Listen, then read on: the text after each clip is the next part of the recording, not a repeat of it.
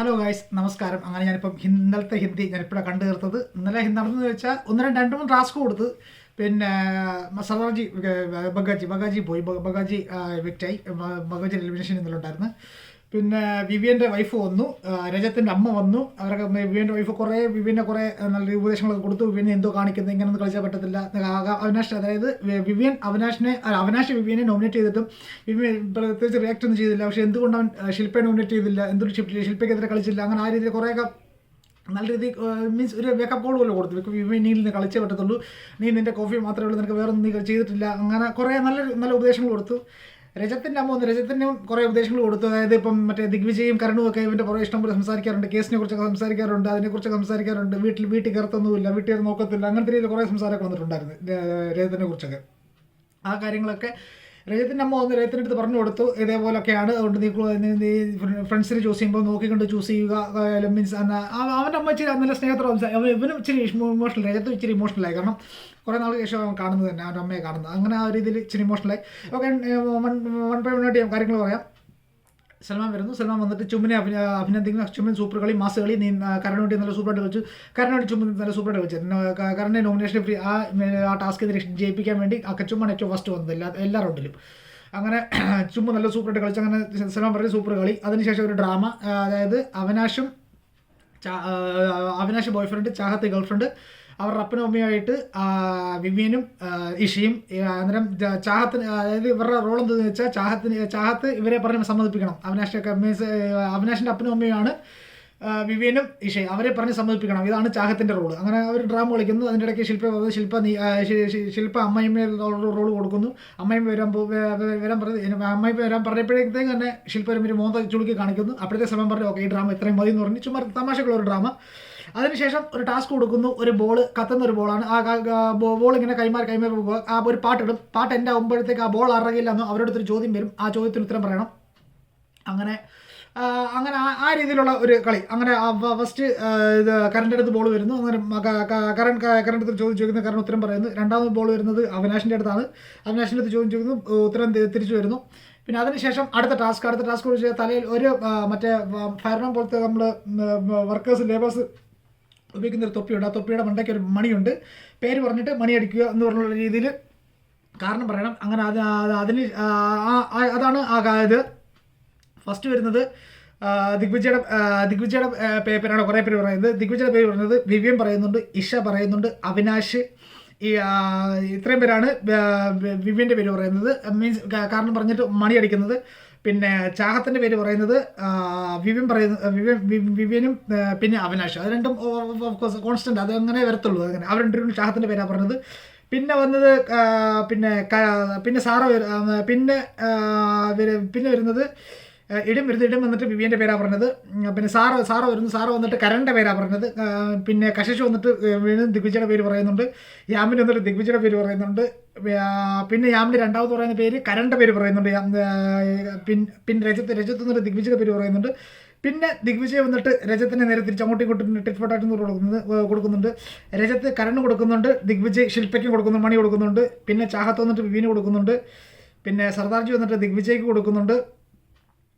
പിന്നെ ശ്രുതിക വന്നിട്ട് യാമിനിക്കും വിവിനും കൊടുക്കുന്നുണ്ട്. പിന്നെ ശ്രുതിക യാമിനിക്ക്. പിന്നെ ചുമ്മു വന്നിട്ട് രജത്തിന് കൊടുക്കുന്നു. കാരണം ചുമ്മു പറയുന്ന മെയിൻ കാരണം എന്ന് വെച്ചാൽ മറ്റേ ടാസ്കിൻ്റെ ഇടയ്ക്ക് നമുക്ക് ആ കളി അതാണ് അവർക്ക് പെടാഞ്ഞത്. ശില്പ വന്നിട്ട് ദിഗ്വിജയ് നേരെ തിരിച്ചു കൊടുക്കുന്നുണ്ട്. കരം വന്നിട്ട് വലിയൊരു ലിസ്റ്റിംഗ് ഇറക്കി. അതായത് രജത്ത്, സാറ, എഡിൻ, ചുമ്മ്, വിവിൻ എന്ന് പറഞ്ഞ എല്ലാവർക്കും ഓരോ പടപടയെന്ന് പറഞ്ഞ ഓരോ മണി കൊടുക്കുന്നുണ്ട്. അങ്ങനെ അതിനുശേഷം ആർക്കൊക്കെ കൂടുതൽ മണി കിട്ടിയത് അവർക്കെല്ലാം ഓരോ ഉപദേശങ്ങൾ കൊടുക്കുന്നുണ്ട്. അതായത് ദിഗ്വിജയ്ക്ക്, വിവിയന്, ചാഹത്തിന്, ഇവർക്ക് മൂന്നുപേർക്കാണ് ഏറ്റവും കൂടുതൽ മണിയടി കിട്ടിയത്. അവർക്കുള്ള ഉപദേശങ്ങൾ കൊടുക്കുന്നുണ്ട്. പിന്നെ അതിനുശേഷം തൊട്ടടുത്ത ടോർച്ചർ ടാസ്ക് എന്ന് വെച്ചാൽ വട്ടം കറങ്ങുന്നതിനകത്ത് അത് പിടിച്ച് നിൽക്കണം. എന്നിട്ട് അവർ ഒരു ഇത് കാരണം പറയുന്നത് തീരുന്നിടം വരെ ഇവർ കറങ്ങിക്കൊണ്ടിരിക്കും. ഫസ്റ്റ് ചാഹത്തിനെ വിളിക്കും. അപ്പോൾ ചാഹത്ത് പറയും, സാറേ എനിക്ക് പറ്റത്തില്ല, എനിക്ക് ഭയങ്കര പേടിയാണ്. അപ്പോഴത്തേക്ക് സൽമാൻ പറയും, ഇത് സ്പോർട്സ് മെസ്സിൻ്റെ അടുത്തില്ല, നീ എന്തെങ്കിലും കളിക്കുന്നത് ചുമ്മാ ഇച്ചിരി അവന് സൽമാന് ദേഷ്യം വരും. ചാഹത്ത് അങ്ങനെ പറഞ്ഞപ്പോഴത്തേക്ക് ചാഹത്ത് കളിക്കുന്നില്ലെന്ന് പറഞ്ഞു.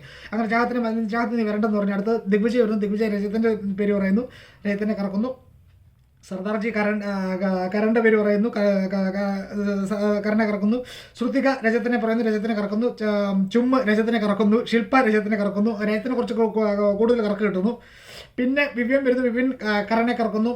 ഇഷ, ദിഗ്വിജയ്, അവിനാഷ്, ശ്രുതിക, എഡിൻ, കരൺ, പിന്നെ സാറ, കരൺ, കശിഷ്, ശ്രുതിക, പിന്നെ കരൺ രജത്തിനെ കറക്കുന്നു. യാമിനി, ശ്രുതിക, രജത്ത് കരനെ കറക്കുന്നു. സർദാർജി. അങ്ങനെ അതിനുശേഷം ആ കറക്ക ടാസ്ക് കഴിയുന്നു. കറക്ക ടാസ്ക് കഴിയുമ്പോഴത്തേക്ക് ശ്രുതിക കുറേ കറക്കിയായിരുന്നു. അങ്ങനെ ആ രീതിയിൽ ശ്രുതിക ഭയങ്കര വയ്യ എന്നൊക്കെ പറഞ്ഞു.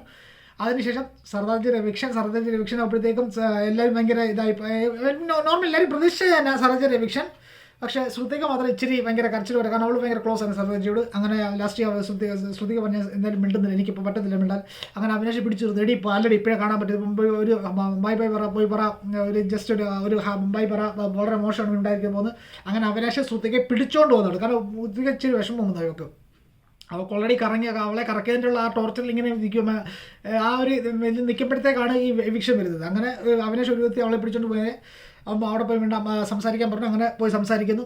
അതിനുശേഷമാണ് വിവിൻ്റെ നിനക്കൊരു ഗസ്റ്റ് ഉണ്ടെന്ന് പറഞ്ഞ് കൺഫെൻഷൻ റൂമിൽ വിളിപ്പിക്കുന്നു.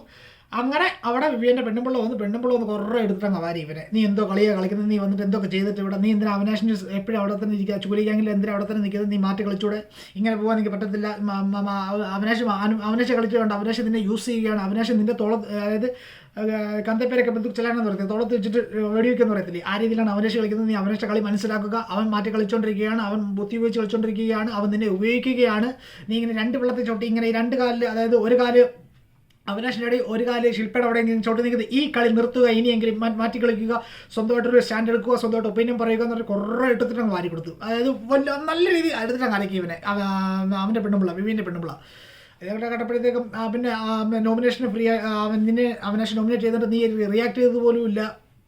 അപ്പോഴത്തേക്ക് വിവിൻ പറഞ്ഞു ആക്ച്വലി അതിനൊരു പ്രോപ്പർ റീസൺ ഉണ്ടായിരുന്നു. അപ്പോഴത്തേക്ക് അവൻ്റെ പെണ്ണുപിള്ളി ചോദിച്ചു, നിനക്ക് തോന്നുന്നുണ്ട് ഒരു പ്രോപ്പർ റീസൺ, നിനക്ക് തോന്നുന്നുണ്ട്, നീ നിന്നോട് തന്നെ ചോദിച്ചു നോക്കുക, അവൻ എന്തുകൊണ്ട് ശില്പയെ നോമിനേറ്റ് ചെയ്തില്ല, അല്ലെങ്കിൽ ശില്പ എന്തുകൊണ്ട് ചെയ്തില്ല എന്നുള്ള ആ രീതിയിൽ ആ ഒരു ചോദ്യം അവിടെ വന്നു. അപ്പോഴത്തേക്ക് വിവിൻ പറഞ്ഞു, ഞാനിത് ആക്ച്വലി ഞാൻ ചോദിക്കാണ്ടിരിക്കുക, ഇപ്പം തന്നെ ചോദിക്കാൻ പോകുന്നു. അപ്പോഴത്തേക്ക് നീ ഇപ്പോഴാണോ ഇതിനെ നീ ആലോചിച്ചിട്ടില്ലേ, നീ എന്തുകൊണ്ട് ആലോചിക്കുന്നില്ല, നേരത്തെ ആലോചിച്ചിട്ടായിരുന്നു. ഇപ്പോൾ നോമിനേഷൻ കഴിഞ്ഞിട്ട് ഒരാഴ്ചയായി, ഇത്രയും നേരം നീ ആലോചിച്ചുകൊണ്ടിരിക്കുകയാണോ, നല്ല രീതിയിൽ കളിക്കാൻ രീതിയിൽ നല്ല ഉപദേശം കൊടുക്കുന്നുണ്ട്.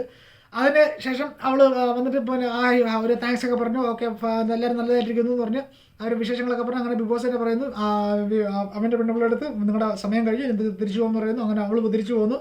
അതിനുശേഷം രജത്തിൻ്റെ അമ്മ വരുന്നു. രജത്തിൻ്റെ അമ്മ വന്നിട്ട് രജത്തിന് കുറേ മോനെ നല്ല ഇവന് ആഹാരമൊന്നും കിട്ടുന്നില്ല, നീ ഉണങ്ങിയല്ലോ, ക്ഷീണിച്ചല്ലോ, സുഖമായിട്ടിരിക്കുന്നു, വീട്ടിലെല്ലാവരും സുഖമായിട്ടിരിക്കുന്നു, അവൻ്റെ പപ്പയും സുഖമായിട്ടിരിക്കുന്നു, എല്ലാവരും സുഖമായിട്ടിരിക്കുന്നു, ഇനി തൊട്ട് നീ നല്ല കളിക്കുന്നുണ്ട്, സൂപ്പറായിട്ട് കളിക്കുന്നുണ്ട്, എനിക്ക് തന്നെ ഭയങ്കര ഇഷ്ടമാണ്, ഞാൻ എപ്പോഴും കാണാറുണ്ട്, രാവിലെ ഉച്ചയ്ക്കും രാത്രിയിലും എല്ലാം ഞാൻ നിന്നെ കാണാറുണ്ട്, എപ്പോഴും കണ്ടുകൊണ്ടിരിക്കുകയാണ്, നീ എന്തുകൊണ്ട് പേടിക്കേണ്ട, ഞങ്ങളുണ്ട് നിൻ്റെ കൂടെ. അങ്ങനെ കുറേ ഉപദേശങ്ങൾ കൊടുത്തു. പിന്നെ ദിഗ്വിജയുടെയും കരൻ്റെയും കുറച്ച് കാര്യങ്ങൾ പറഞ്ഞു കൊടുത്തു. അതായത് ദിഗ്വിജയുടെ ആദ്യമേ ആക്ച്വലി നീ മാമൻ വന്നപ്പോഴത്തേക്കും രാജ്യത്തോട് എനിക്ക് ഭയങ്കര ഇഷ്ടമായിരുന്നു, പക്ഷേ ഇടയ്ക്ക് വെച്ചത് ഞങ്ങൾ തെറ്റി.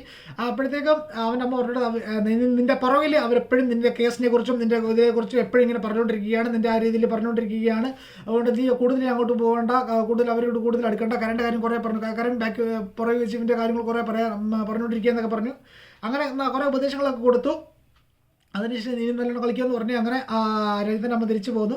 അങ്ങനെ രജത്ത് ഇറങ്ങി വരുന്നു. അപ്പോഴത്തേക്ക് വിപിൻ ആക്ച്വലി പുറത്തുനിന്ന് പറഞ്ഞായിരുന്നു ഇതേപോലെ ആൾക്കാർ വന്നിട്ടുണ്ടെന്ന്. അങ്ങനെ സാറ് ഒന്ന് ചോദിക്കുന്നു, ആരാ വന്നതെന്ന് ചോദിക്കുന്നു. അന്നേരം രജത്ത് ഒന്നും മിണ്ടുന്നില്ല. അപ്പോഴത്തേക്ക് ഇഷയെടുത്ത് ഇങ്ങനെ കാങ്ങയും കാണിച്ചു. അത് ഇത് സാറൊക്കെ ഇഷ്ടപ്പെട്ടില്ല. ഇഷയെടുത്ത് ഞാൻ ചോദിച്ചിട്ട് പറഞ്ഞപ്പോൾ ഇഷയെടുത്തും പറയുന്നുണ്ടല്ലോ എന്നുള്ള ആ രീതിയിൽ അങ്ങനെ സാർ ഒറ്റയ്ക്ക് പോയി മാറിയിരിക്കുന്നു. അങ്ങനത്തെ അപ്പോഴത്തേക്ക് രജത്ത് ഇടിഞ്ഞെടുത്ത് ചോദിക്കുന്നു, ഇത് ഇവിളിങ്ങനെ മാറിപ്പോയിരുന്നു, എല്ലാപ്പോഴും എന്നെ കൊണ്ട് പോയി മനായിക്കാം, അതായത് പോയി ഇങ്ങനെ സോൾവ് ചെയ്യിപ്പിക്കാൻ, അല്ലെങ്കിൽ പോയി ഇങ്ങനെ എപ്പോഴും ഇങ്ങനെ അവിടെ പോയി ഇങ്ങനെ സോൾവ് ആയിപ്പിക്കാൻ എന്നെ കൊണ്ട് പറ്റത്തില്ല, അവൾ വരുന്നേ വരട്ടെന്ന് പറഞ്ഞു. അതിൻ്റെ ഇടയ്ക്ക് മറ്റേ മണിയടിക്കുന്ന ടാസ്കിനകത്ത് രജത്തിൻ്റെ പപ്പറ്റായിട്ട്, അതായത് രജത്തിൻ്റെ പപ്പറ്റായിട്ട് സാറ് നിൽക്കുന്നത്, സാറൊക്കെ സ്വന്തമായിട്ട് ബുദ്ധിയില്ല, രജത്ത് എന്തോ പറയുന്നത് അതേപോലെ തന്നെ സാറ് കേൾക്കുന്നത്, ആ രീതിയിൽ സാറൊക്കെ ഒരു കൊട്ട് കൊടുക്കുന്നുണ്ടായിരുന്നു ആ മണിയടിക്കുന്ന ടാസ്കിൻ്റെയൊക്കെ. അങ്ങനെ സർദാർജി റിവിക്ഷൻ കഴിഞ്ഞു. ഇപ്പം ഇന്ന് മെയിനായിട്ട് നടന്നതെന്ന് വെച്ചാൽ ഇന്നലെ സർദാർജി റിവിക്ഷൻ, ഇതൊക്കെയാണ് ഇന്നലെ നടന്നത്. അപ്പോൾ ശരി, നമസ്കാരം, ബൈ ബൈ.